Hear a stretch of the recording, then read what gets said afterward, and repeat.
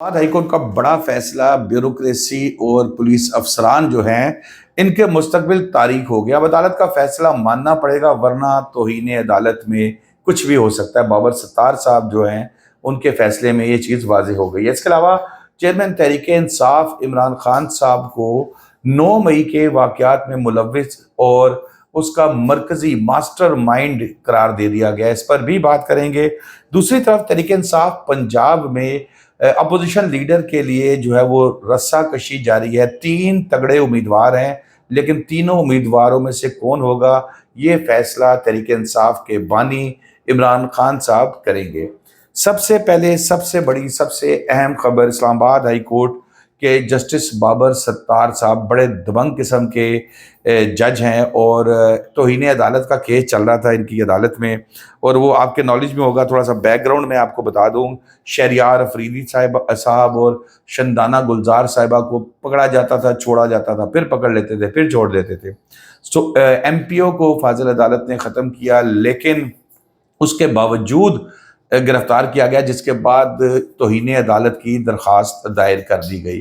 यहाँ पर तौहीन अदालत की दरख्वास्त में जब अदालत ने फ़ैसला महफूज किया तो उस फैसले में आज फैसला सुनाया गया, जिसके बाद असिस्टेंट कमिश्नर जो है वो इरफान नवाज मेमन, इनको 6 माह कैद और इसके अलावा फिर 1 लाख रुपए जुर्माना। इसी तरह SSP मलिक जमील जफ़र, इनको 4 माह कैद और इसी तरह मुतल्लका जो SHO है इसको 2 माह कैद की सज़ा का हुक्म सुनाया गया। ये एक बड़ी खबर इस सेंस में है कि बहुत कम इस तरह के केसेस आपके सामने आए होंगे जिसमें हाई कोर्ट ने या किसी भी अदालत ने तौहीन अदालत के केस में सज़ा सुना दी।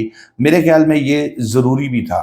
वो इसलिए ज़रूरी था कि हमारे अफसरान कई मरतबा इवन लोअर कोर्ट्स को तो खैर वैसे ही वो कुछ नहीं समझते, लेकिन जो हाई कोर्ट्स के हैं इनको भी थोड़ा सा उन्होंने फॉर ग्रांटेड लेना शुरू कर दिया था। तो जस्टिस बाबर सत्तार साहब जी बड़े दबंग आदमी हैं, बड़े क्लियर आदमी हैं और अंदाज़ा हो रहा था कि उनकी कोर्ट में जो तौहीन अदालत की दरख्वास्त आई है इस पर क्या फ़ैसला होगा। बहरहाल फैसले में ये कहा गया है कि 30 दिन के अंदर अगर अपील दायर की जाती है, अच्छा 30 दिन में गिरफ्तारी से उन्होंने खुद ही रोक दिया है, सस्पेंशन कर दिया उन्होंने कहा है कि 30 दिन में अगर ये अपील दायर कर देते हैं किसी भी इसमें, क्योंकि इसकी इंट्रा कोर्ट अपील हो सकती है, इसके अलावा फिर इसमें सुप्रीम कोर्ट से भी रुजू किया जा सकता है। तो अगर कोई रुजू करता है और वहाँ से फैसला ऐसा आता है जो इससे डिफरेंट हो तो 30 दिन के बाद, अगर मतलब 30 दिन के लिए सज़ा मुअत्तल है, अदरवाइज अगर अपील में नहीं जाते तो 30 दिन बाद उन्हें गिरफ्तार भी कर लिया जाएगा और उनकी सज़ा की जो है वो शुरू कर दी जाएगी। 30 दिन से पहले उन्होंने खुद ही अपनी सज़ा मुअत्तल की है कि भाई जाओ बच्चा जाके अपील कर लो। और इसमें जैसे मैंने आपको बताया SP सदर जो थे उनको बरी कर दिया गया। अदालत का हुक्म ना मानने पर जो है जब केस की समाअत पर फैसला था, IG इस्लामाबाद भी वहाँ पर मौजूद थे और वहाँ पर जब फैसला सुनाया गया तो ये मैंने आपको बता दिया है कि ये बड़ा अहम फैसला सामने आया है। सज़ाओं को खुद ही जो है मुअत्तल किया गया। अब इशू क्या था 3 MPO का।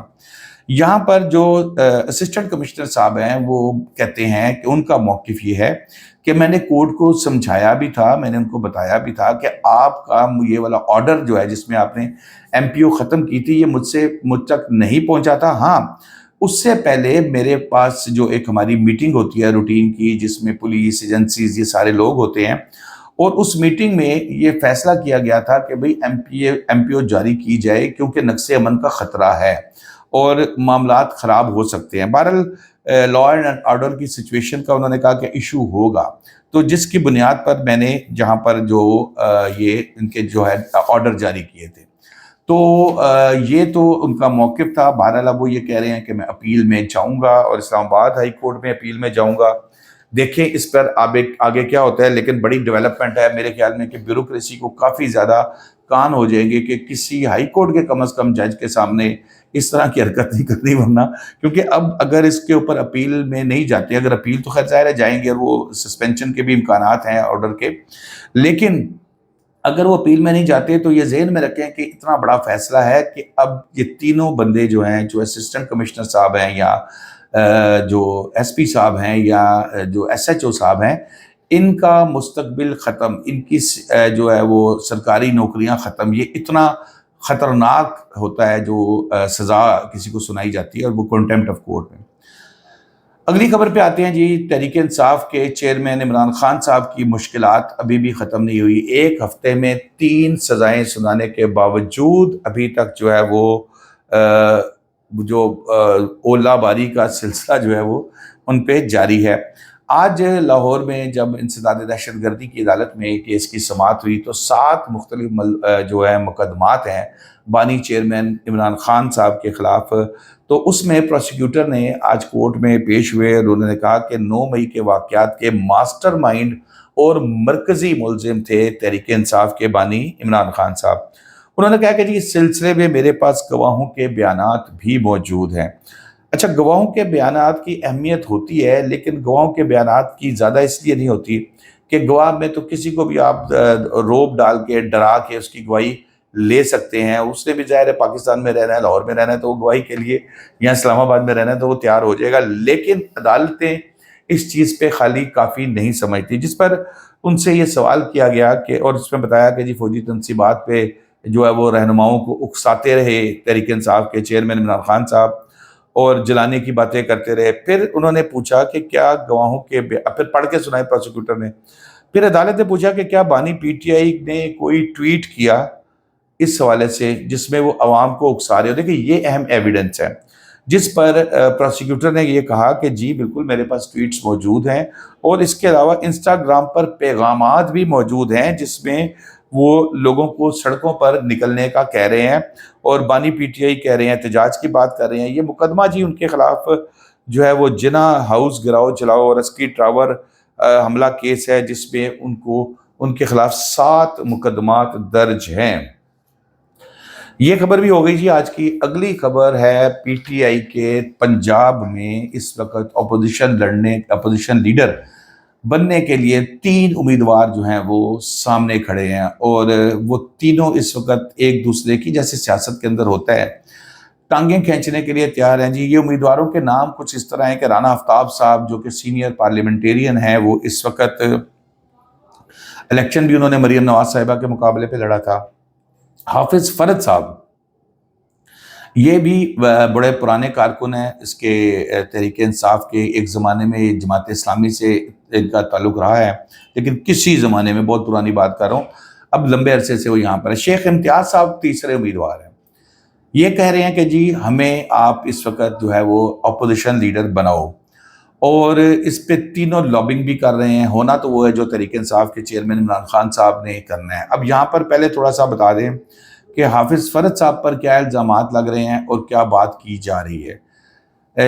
کہا جا رہا ہے کہ جی بشرا بی بی کے قریب ہیں، اور یہ الزام نہیں ہے، یہ ویسے ان کے لیے قریب ہیں، ان کو تصور کیا جاتا ہے۔ پھر پی ٹی آئی والوں کی رائے ہے کہ حافظ فرد صاحب جو ہیں یہ مستقبل کے اون چودھری ثابت ہو سکتے ہیں۔ پھر انہوں نے کہا کہ ان جیسا کردار ادا کر سکتے ہیں۔ پھر وہ کہتے ہیں کہ جی پارٹی میں کرپشن کے الزامات بھی ہیں ان پر۔ عمران خان صاحب سے ملاقاتوں کے لیے جو ہے یہ جب زمان پارک میں یا بنی گالہ میں عمران خان صاحب لوگوں سے ملتے تھے تو باہر جس کو لا کے ملانا ہوتا تھا وہ کہتے تھے کہ ان سے پیسے لیتے تھے۔ اس طرح کے بھی الزامات جو ہے وہ سامنے آئے ہیں۔ بہرحال یہ تو ادھر سے مطلب میں آپ کو وہ بتا رہا ہوں جو باتیں سنی ہیں کہ بھئی اس طرح کی چیز ہو رہی ہے مبینہ طور پر۔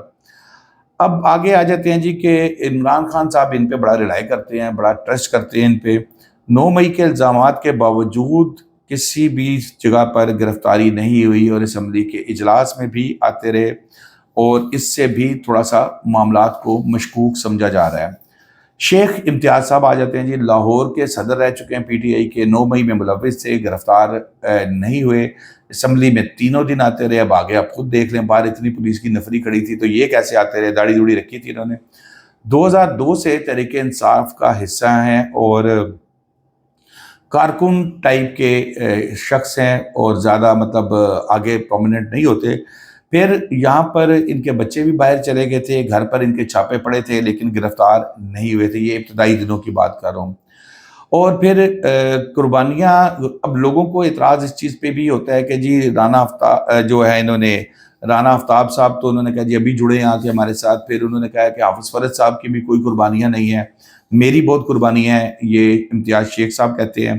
اور مجھے جو ہے یہ سیٹ ملنی چاہیے، میں نے تکلیفیں برداشت کی ہیں، سب اپنے اس وقت نا اس موڈ میں ہے کہ جی ہم نے جو تکلیفیں برداشت کی ہیں اس کے ثمرات لے لیں۔